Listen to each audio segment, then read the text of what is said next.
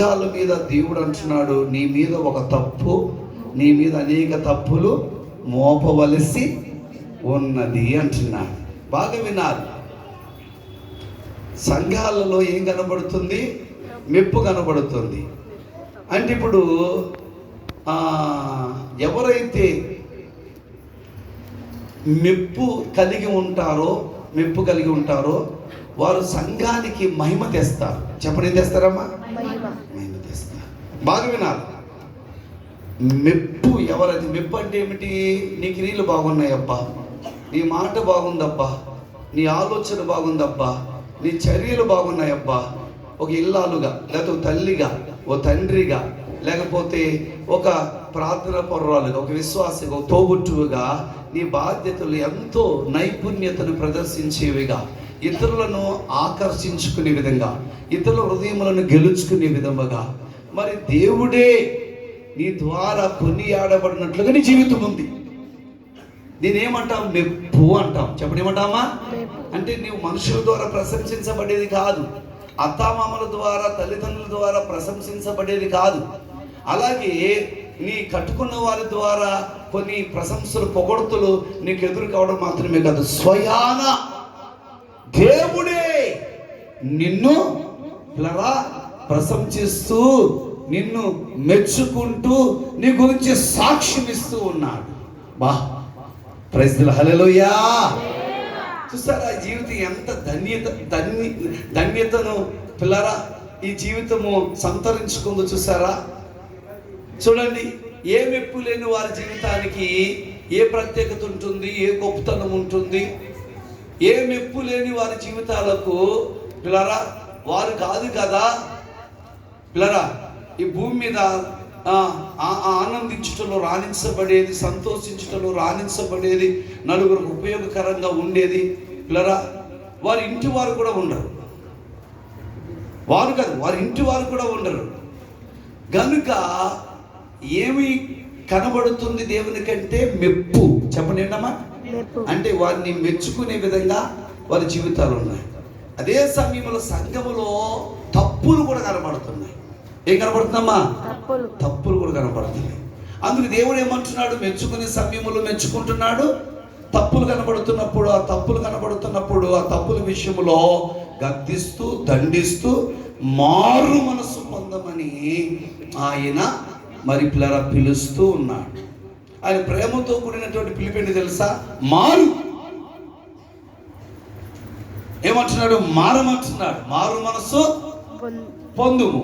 ఎన్నో అవకాశాలు దేవుడికి ఇచ్చి ఉంటాడు. మరలా అవకాశాలను దేవుడు మారడానికి ఇస్తున్నాడు. ఒకవేళ మనం కఠినం చేసుకున్నాం అనుకోండి, ఏమంటున్నాడు? దాని ఫలితం, దాని పరిమాణాలు, ఆ పరిస్థితులు ఏంటో చెబుతున్నాడు. నోట నుండి ఓమ్మి వేస్తానని, నీ దీపస్తంభం ఆ చోటు నుండి తీసేస్తానని. చూసారా? మారితే ఫలితం ఒక విధంగా ఉంటుంది, మారకపోతే ఫలితం మరో విధంగా ఉంటుంది. మారితే నువ్వు అనుభవించగలిగేవి, చూడగలిగేవి, వినగలిగేవి, అలాగే గమనించేవి, ఎదుర్కోగలిగేవి, అవి నీకు సంతోషాన్ని కలిగించేవిగా ఉంటాయి. మారలేదనుకో, నువ్వు చూడగలిగేవి, వినగలిగేవి, అనుభవించగలిగేవి నీకు ఎదురయ్యేవి నీకు సంతోషాన్ని కాదు కదా, నిన్ను నిలబడకుండా చేస్తాయి, కూర్చోకుండా చేస్తాయి, నిద్రపోకుండా చేస్తాయి. నీ హృదయం అంతా ఒక రకమైన పిల్లల కలవరముతో నింపబడి ఉంటుంది. అది నిన్ను కృంగదీస్తుంది, నిరాశ నిస్పృహలకు లోను చేస్తుంది. జీవితం మీద నీకు ఎలాంటి హోప్ ఉండదు, అంటే ఆశలు ఉండవు, గొల్ల చేస్తాయి ఆ పరిస్థితులు, ఆ భయాలు. కనుక దేవుడు ఏమంటున్నాడు? ప్రేమించి మారమంటున్నాడు, మారు మనసు పొందమంటున్నాడు. అమ్మ వినండి, మనకి సంఘానికి ప్రతికూలతలు ఎప్పుడూ ఉంటాయి. చెప్పడమ్మా, ఎప్పుడు ఉంటాయమ్మా? ఎప్పుడూ ఉంటాయి. చెప్పండి, ఎలా ఉంటాయి? చెప్పండి, ఎలా ఉంటాయి? మనం చూస్తే మనం ప్రారంభంలో ఎవరికి తెలియదు, కయీను హేబేలు అన్నదమ్ములే కదా. ఒక తల్లి కడుపున పుట్టినవారే కదా. కానీ హేబేలుకు విరుద్ధంగా కయీను వ్యవహారం ఉంది. అసలు హేబేలు అన్న ద్వారా చంపబడతాననే విషయం హేబేలుకి తెలియనే. కానీ ఆ ధర్మ విరోధ సంబంధమైన మర్మము చూడండి పని చేస్తూ ఉంది. అక్కడే కదా ఆదాము అవ్వాల మధ్యలో కూడా. అలా అబ్రహాం దగ్గరికి వెళ్తే అబ్రహాం వస్తూ ఉన్నప్పుడు బయటికి ఊరు విడిచి దేవుని పిలుపు మేర బయటకు వస్తున్నప్పుడు అబ్రహాముతో పాటు ఎవరు బయలుదేరారు? లోతు కూడా బయలుదేరారు. లోతు ద్వారా అబ్రహాముకి గొడవలు వస్తాయి, తన పని వారికి, అలాగే లోతు పని వారికి గొడవలు వస్తాయి, వేరైపోతాము అని అనుకోలేదు. సమస్య చూసారు ఎలా వెంటాడుతుందో, పరిస్థితులు ఎలా వెంటాడుతున్నాయో, పరిస్థితులు ఎలా వెంటాడుతున్నాయో చూసారా. అలాగే మనం చూస్తే ఇంకా బైబిల్ గ్రంథములు మనం చూస్తే ఈ విధముగా ఎన్నో పరిస్థితులు పిల్లరా తెలియకుండగానే పిల్ల దేవునికి విరుద్ధమైనది తెలియకుండగానే ఏదో మనలను ఆత్మీయతలు ముందుకెళ్లకుండా నిలువరింపజేసి ఏదో శక్తి పని చేస్తుంది. అది కనబడకుండగానే దాని యొక్క పనితనం, దాని యొక్క ఫలాలు, దాని యొక్క గమనించని పిల్లరా ప్రభావం మన జీవితం మీద పడుతుంది. కానీ మనకు తెలియదు. చూడండి పిల్లరా, అబ్రహాము భార్య ఐగుప్తుకి వెళ్ళిన తర్వాత ఓ పనులు పట్టుకొస్తాము, ఆ పనులలో ఒక పని పిల్ల మాకు దాసిగా ఉంటుంది, నా భార్య ఆ దాసిని పెళ్ళాడమంటుంది, ఆయనకు ఒక కొడుకు పుడతాడు, మళ్ళా నాకు కొడుకు పుడతాడు, వాళ్ళిద్దరికి గొడవలు వస్తాయి అని ఆమె అనుకుంది. అసలే అబ్రహాం అనుకున్నాడా? ఇదిగో ఈ అమ్మాయిని పెళ్లి చేసుకోండి. ఆమె మాట విని హాగరును కూడా గమనించారా, అబ్రహాం సంబంధం పెట్టుకున్నప్పుడు ఇస్మాయేలును కంటుంది. ఇప్పుడు భూమి మీద ఈనాటి కూడా ఇశ్రాయేలుకు ఇస్మాయేలీలు గమనించండి పిల్లారా, హాగరు సంతానము పిల్లారా అబ్రహాం సంతానం అంటే సారా సంతానానికి విరుద్ధంగానే ఉంది.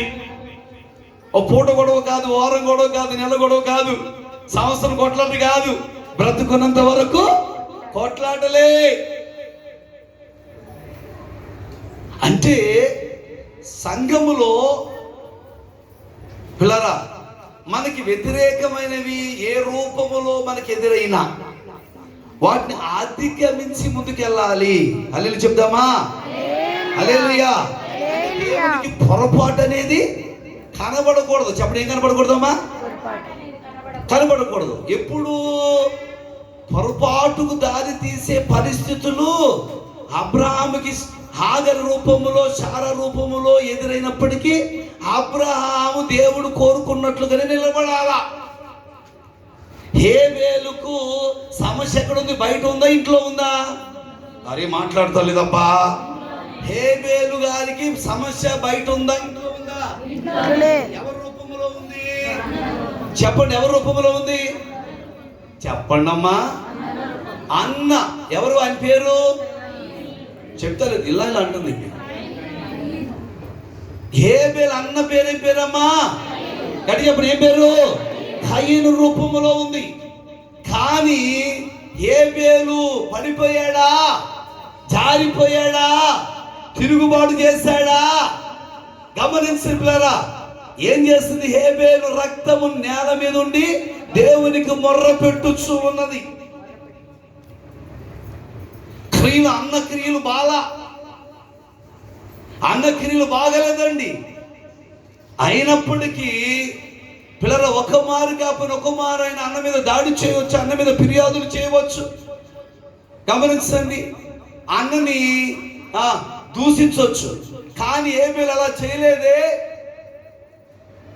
హేబేలు అర్పణ దేవుడు అంగీకరించాడు. హేబేలును అంగీకరించాడు, హేబేలు అర్పణను అంగీకరించాడు. ఎక్కడ? సమస్య తన ప్రక్కన ఉన్నప్పుడే. సమస్య తన ప్రక్కన ఉన్నది, తనకి తెలియని రూపములో ఉన్నది, అన్న రూపములో ఉన్నది.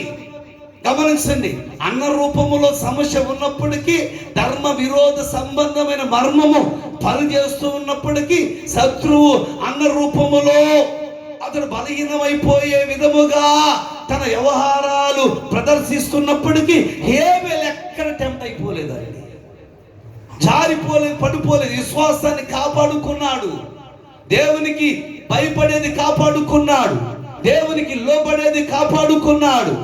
కనుక దేవుడి సంఘాన్ని చూస్తున్నప్పుడు, ఏ సంఘాన్ని?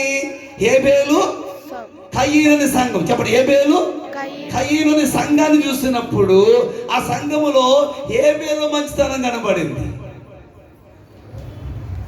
అలాగే పిల్లరా, మనం చూస్తే సమస్య అనేది లోకం రూపములో ఉంటుంది, పాపము రూపములో ఉంటుంది, శత్రువు రూపములో ఉంటుంది, మంది ప్రజల రూపంలో, మనుషుల రూపములో ఉంటుంది, శరీరం రూపములో ఉంటుంది.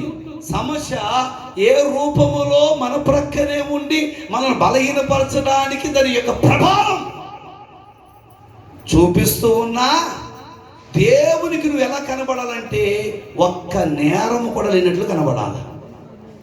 ఆమేన్ చెప్దామా? ఆమేన్ చెప్దామా? హల్లెలూయా.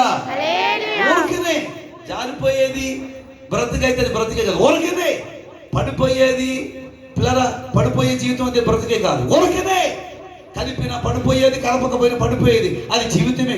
క్రైస్తవ జీవితమే కాదు. ఒక మారు కాకపోయినా ఒక మారు అయినా నువ్వు ఆలోచించబడాలి.